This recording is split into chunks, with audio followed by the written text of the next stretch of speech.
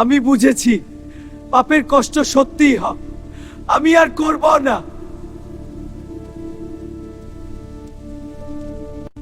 শাস্তি তোমাকে শিক্ষা দেবে, আত্মাকে শোধন করবে। পরবর্তী জন্মে তুমি সতর্ক থাকবে। রাহুল, তোমার আরো 4টি শাস্তি বাকি আছে।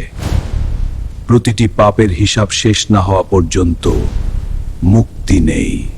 প্রতারণার পাপের জন্য তুমি প্রবেশ করবে অন্ধকার নরকে।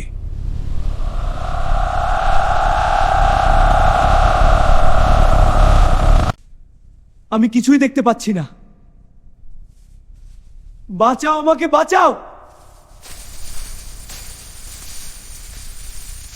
হৃদয়হীনতার জন্য বরফের নরকে যন্ত্রণা দেওয়া হবে।